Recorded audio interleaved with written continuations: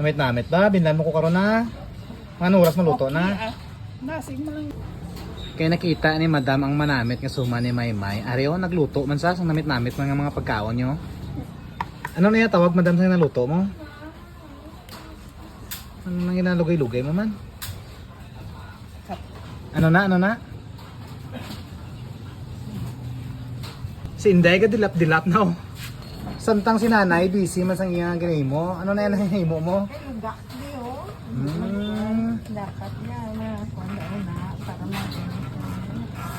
Namit ginagurong naluto yung aduwa mo. cupcake.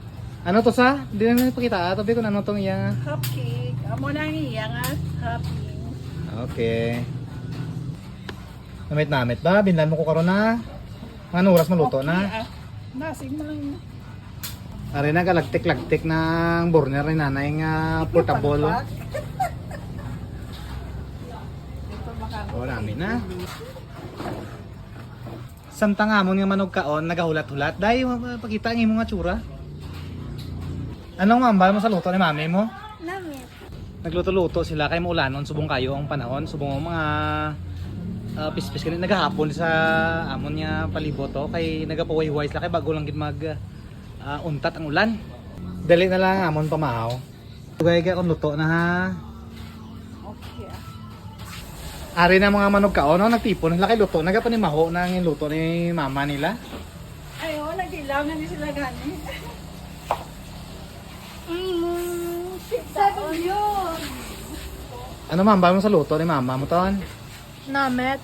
Ay, ano mambal mo sa luto ni mami mo? Namit. Ano pa? Ano pa gid? Juicy flavor ah. Juicy flavor. Pen ano mambal mo sa luto ni mami mo pen? Namit. Ano pa? Namit kayo. Pila na naubos mo? Ulo. Star Margarine nga puno sa vitamin. Amo na nagapataas kay Tonton. Namit ton? Oh, namit. Dati matako pa na siya kanon ko. Oh, Matako eh. ko.